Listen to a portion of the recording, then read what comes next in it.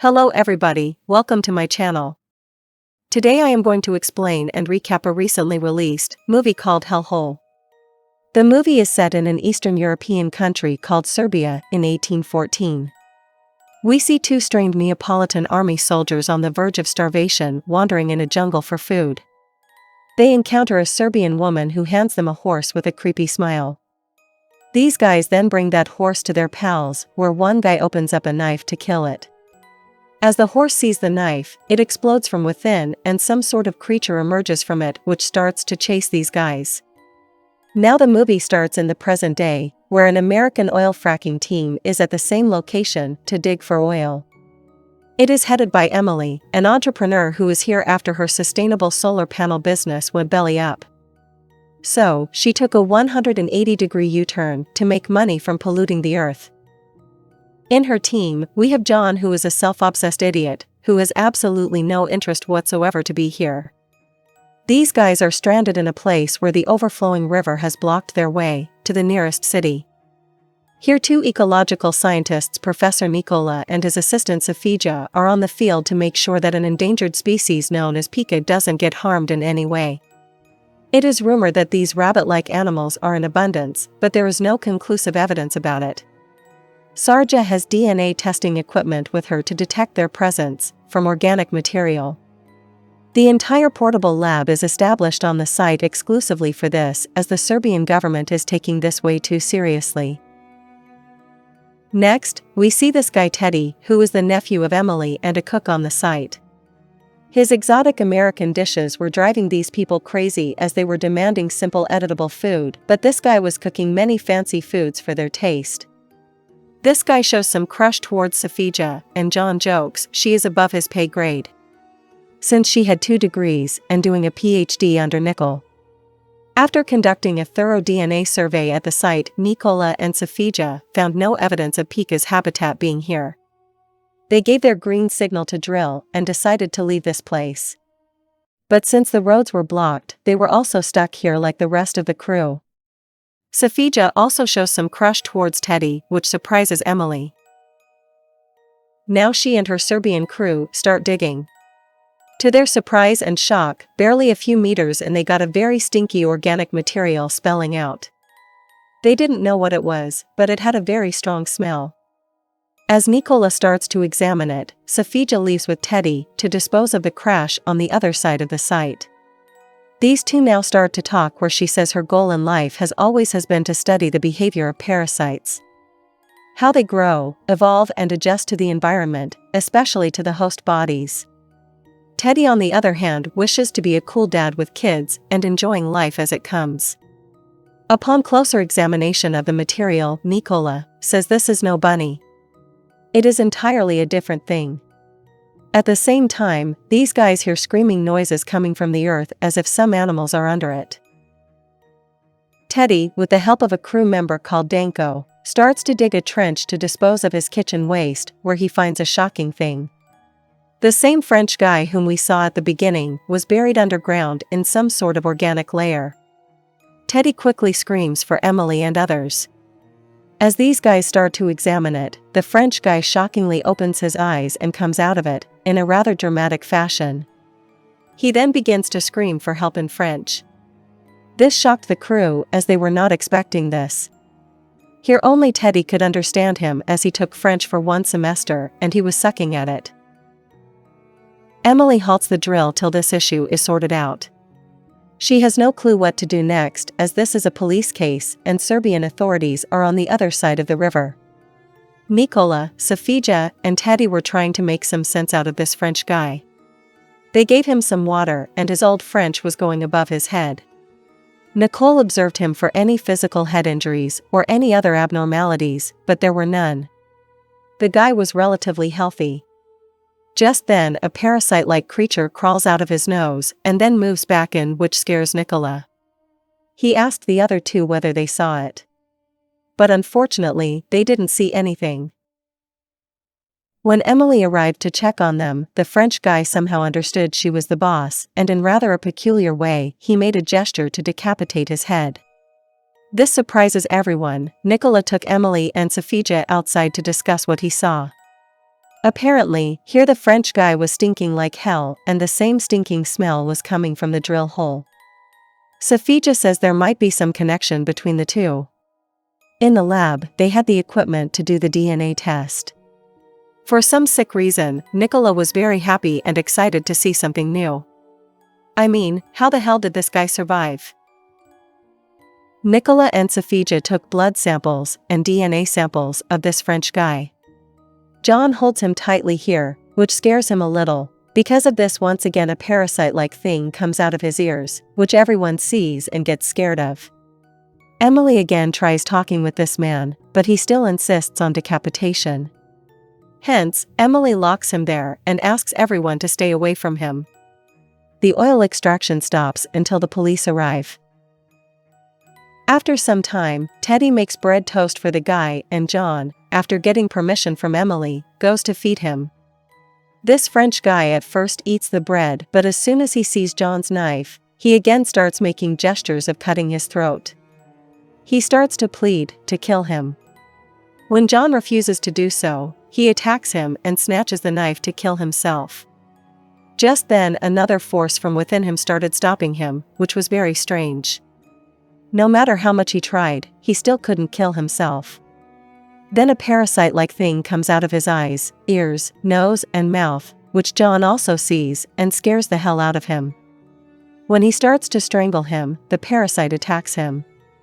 It comes out of this French guy and jumps into John's body directly. That French guy's body becomes like a 200-year-old mummy.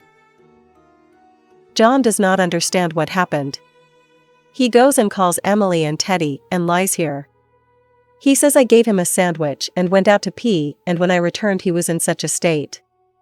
Emily is shocked to see this and wonders how could this happen. How can a living man become a 200-year-old mummy in just a few minutes?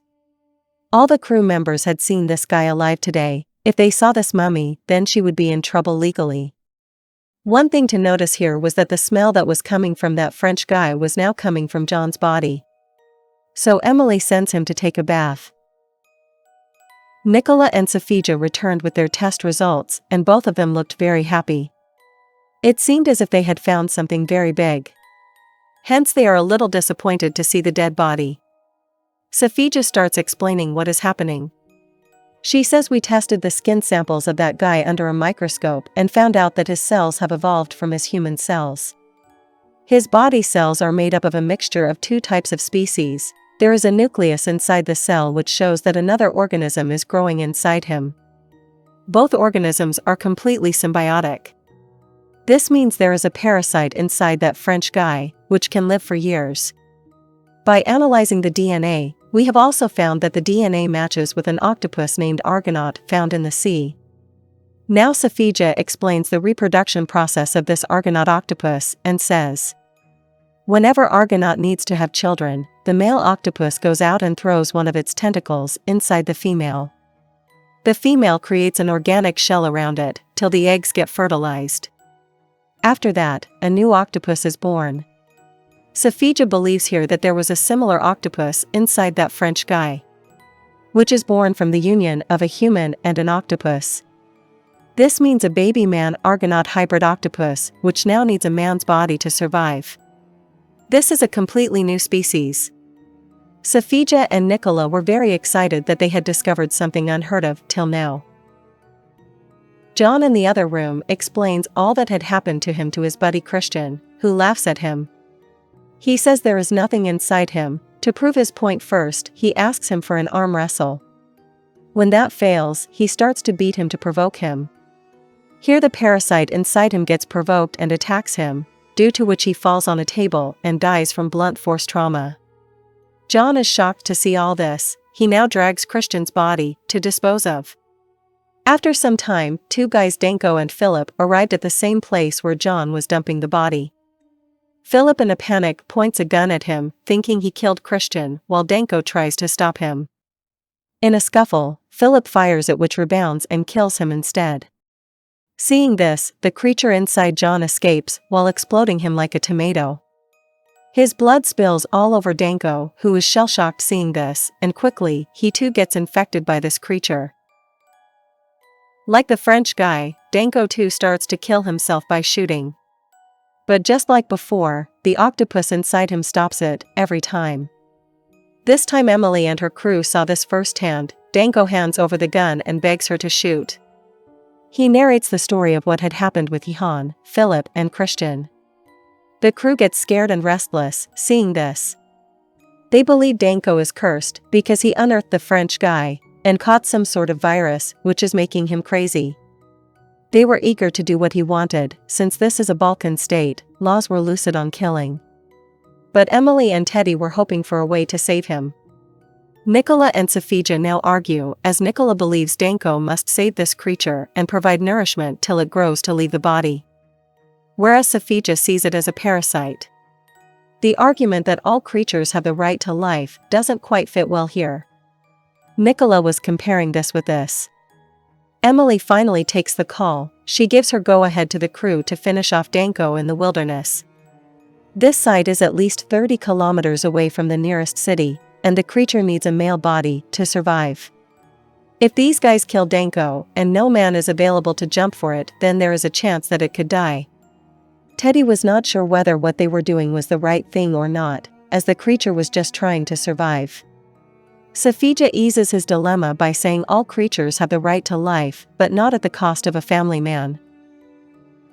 The crew took Danko deep into the wilderness and shot him. Just like John, the octopus escapes by exploding Danko and starts chasing men.